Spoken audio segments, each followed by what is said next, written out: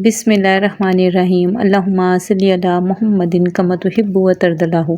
अस्सलाम वालेकुम दोस्तों, दुआ है उस पाक ज़ात से जो सूरत निसा में फरमाता है, और आसमान और ज़मीन में जो कुछ है सब खुदा ही का है और खुदा हर चीज़ पे अहाते किए हुए है।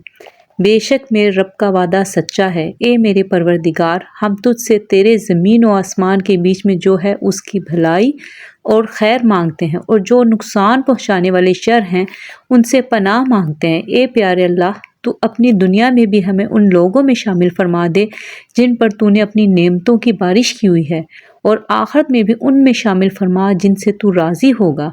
ए अल्लाह पाक, हमारे लिए तू ही काफ़ी है, क्योंकि हम जानते हैं तू हमारे लिए आसानी चाहता है, हमारी तमाम कोशिशों को देख रहा है। हम जहाँ भी हों अल्लाह हमारे साथ है। बेशक सब कुछ अल्लाह पाक के इख्तियार में है। ए अल्लाह पाक, हमारी ज़िंदगी को हमारे लिए बेहतर बना दे। इस दुआ में शामिल हर एक को अपनी रज़ा अता फरमा। आमीन या रब्बल आलमीन। आज की रेसिपी जो मैं आपसे शेयर कर रही हूँ ना, मैंने आपसे पहले भी इस तरह की बहुत सी रेसिपी शेयर की हुई हैं।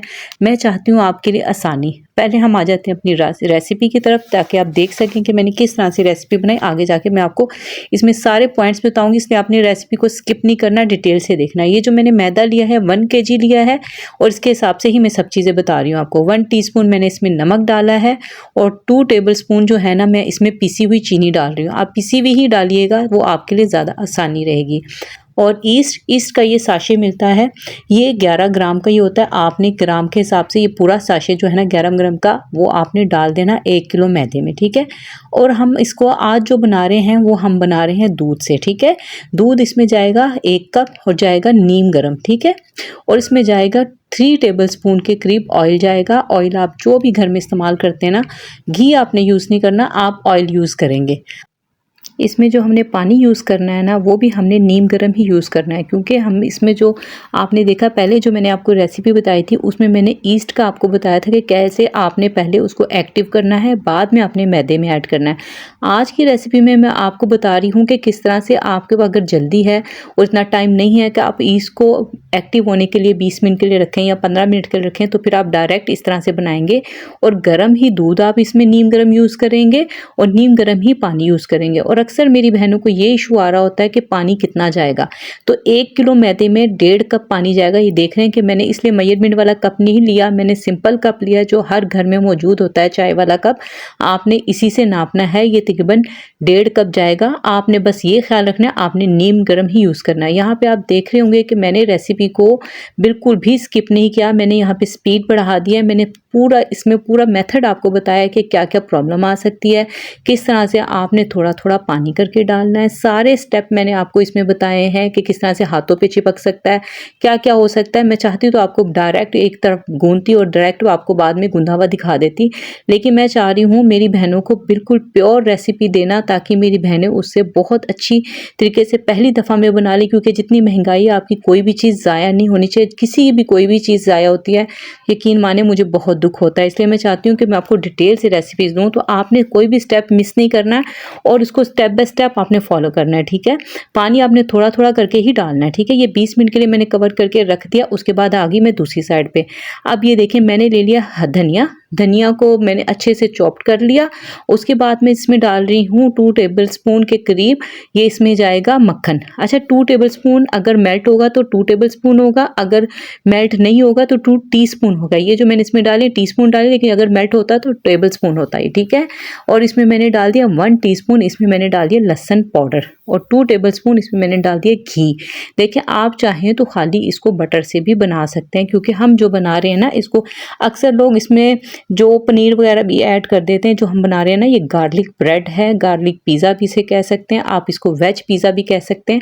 अपने मेन्यू में इसको थोड़ा थोड़ा चेंज करके आप 2-3 तरीक़ों से ऐड कर सकते हैं, ठीक है। इसको अच्छे से हमने मिक्स किया है। हमने घी इसलिए ऐड किया ताकि हमारी कॉस्ट कम हो जाए। अब चाहे तो बटर भी बना सकते हैं, ठीक है। अब ये देखें, 20 मिनट बाद जो है ना, ये हमारा जो डो था ना राइज़ हुआ, लेकिन ये इतना राइज़ नहीं हुआ जितना होना चाहिए, यानी ये डबल हो गया, ये ट्रिपल नहीं हुआ। ठीक है, हमें इतना ही चाहिए।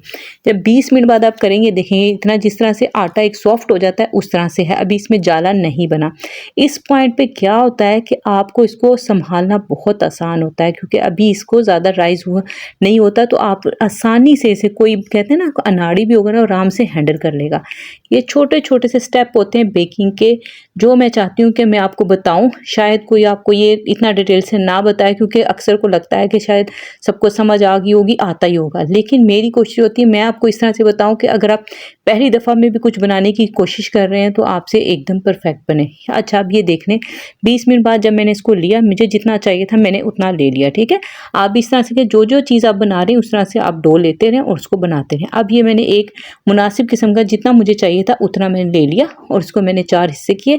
अच्छा, अब ये जो मैं आपको बता रही हूँ ना, इसमें से इतना जो मैंने बड़ा पेड़ा लिया, इसमें से आपकी 4 मीडियम साइज़ की गार्लिक ब्रेड तैयार हो जाएंगी। ठीक है, आप इसको वेज पिज़्ज़ा भी कह सकते हैं, जो आप अपने मेन्यू में अगर इस तरह, यानी कि जो भी आप चाहते हैं ना कि आपको लगेगा कि क्लाइंट इससे अट्रैक्ट होगा, आप उस नाम से ऐड कर लेंगे। ठीक है, अब ये देखें, अब इसको मैंने जो मैंने 3 बना के मैंने रख लिए थे, लेकिन ये मैं एक ही रेसिपी आपको दिखा रही हूँ कि किस तरह से आपने करना है।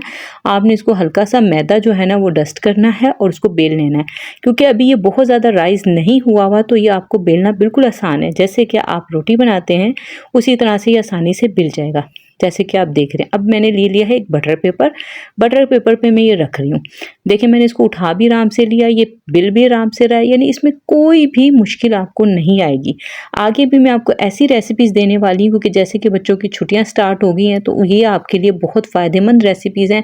बच्चों की छुट्टियाँ हों, आप अपने बच्चों के लिए बनाना चाहें या आप सेल करती हैं, किसी तरह से भी करना चाहिए, ये आपके लिए बहुत फ़ायदेमंद रेसिपी। अब हमने इसको दोबारा से इसमें रख के 20 मिनट के लिए दोबारा से कवर करके रख देना है। अब ये आपकी सही पोजीशन में आपको आएगा। अब आप देख लीजिए कितना अच्छा राइज़ हो गया, यानी कि आपको बहुत, जैसे पहले होता है कि हम उसको 1 घंटे के लिए रखते हैं, हम डो को बना के फिर हम उसको करते हैं, तो उसमें आपको थोड़ा सा टाइम लग जाता है। लेकिन जो फूड पांडा पे काम होता है, क्योंकि उनकी इतना टाइम नहीं होता कि हम इस तरह से रखें और फिर बनाएं, तो हम इस तरह से शॉर्टकट होता है, जबकि शॉर्टकट बहुत ही अच्छा है। ठीक है, अब ये देख लें, मैंने इसको कटिंग कर ली और इसमें, अच्छा, कटिंग आप अपनी मर्जी से किसी भी तरह की कर सकते हैं। आप चाहें तो इसके बड़े पीस बना लें, छोटे साइज़ के बना लें, जो चाहे आप बना सकते हैं। मैंने इसको बाइट साइज़ के पीस की कटिंग की है। ठीक है, अब मैंने इस पर जो अंडा लगाया ना, उसमें मैंने ये अंडे की खाली जर्दी नहीं है, ये पूरा अंडा है और इसमें मैंने डाला हुआ है थोड़ा सा फूड कलर। ठीक है, अगर आप खाली जर्दी लेंगे तो फिर आपको फूड कलर डालने की ज़रूरत नहीं पड़ेगी, लेकिन हमने देखना होता है अपना कॉस्ट के हिसाब से, और हमें ये देखना होता है हमारी कोई चीज़ ज़ाया ना हो। तो इस वजह से मैंने इसमें पूरे अंडे में मैंने डाल दिया थोड़ा सा फूड कलर, तो वो कलर बहुत अच्छा सा आ गया, वो मैंने अप्लाई किया। और अब ये देख लें, वो जो हमने बनाया था धनिए का, लहसुन पाउडर का, अच्छा, लहसुन पाउडर की जगह ना आप चाहें तो उसमें चॉप्ड करके लहसुन भी डाल सकती हैं। ठीक है, ये आपको अपने टेस्ट के अकॉर्डिंग आप करेंगी। अगर आप घर के लिए बना रही हैं, वो आपको पता है कि आप किस तरह से चाहती हैं, कम उसका फ्लेवर चाहती हैं कम कर लें, ज़्यादा चाहती हैं ज़्यादा कर लें। उसके बाद हमने ये सारा अप्लाई कर देना है। और ये जो हमारे पास है, आप चाहें तो इस पर अपनी मर्ज़ी के मशरूम, कॉर्न, जो भी आपको पसंद है, आप जो भी आपको लगता है कि ये ज़्यादा बेहतर है, आप अपनी मर्ज़ी से कुछ भी ऐड कर सकते हैं। मैंने शिमला मिर्च, ऑलिव्स और टमाटर मैंने जो है ना इसमें मैंने लगा दिया। अब इस पर जो चीज़ है ना वो भी बहुत ज़्यादा नहीं जाती, इस वजह से जितना देखने में खूबसूरत है ना, कॉस्ट इसकी उतनी ही कम आती है। बस हमने इसको थोड़ी सी चीज़ इस पर स्प्रिंकल करनी है और इसको हमने बेक करने के लिए रख देना है। मैंने आपको पतीले वाला तरीका भी बताया हुआ है, मैंने आपको उसका भी तरीका बताया हुआ है कि आपने किस तरह से करना है। पतीले में करेंगे तो 20 मिनट लगेंगे, ओवन में करेंगे तो 10 मिनट लगेंगे। ठीक है, ये मैंने आपको तरीका पूरा बता दिया। अब ये जो हमने कट लगाए थे ना, वो हमने दोबारा से उन्हीं कट जो हमने लगाया तो उस पर हमने दोबारा से कटिंग कर लेनी है, ताकि ये हमारे जो बाइट साइज़ के पीस है ना वो नुमाया हो जाए और हमें इसको उतारने में आसानी रहे। यहाँ मैं बात करना चाहती हूँ, हमारी बहन है तंजीला जुल्करनैन, उनके बेटे के लिए दुआ है कि अल्लाह पाक उन्हें और जो भी औलाद की नेमत से महरूम है उन्हें अल्लाह पाक नेक और साले औलाद अता फरमाए, आमीन। हमारी बहन है मिस हसनैन की आईडी से, आप सब उनके लिए दुआ करें, अल्लाह पाक उन्हें सब्र अता फरमाए और उनके लिए ज़िंदगी की राहें हमवार फरमाए, आमीन या रब्बुल आलमीन।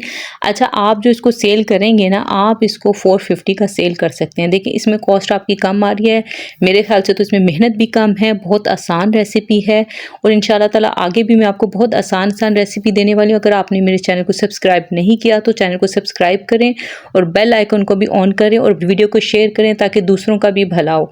मिलते हैं नेक्स्ट वीडियो में। अपना बहुत ख्याल रखिएगा। अल्लाह हाफिज़।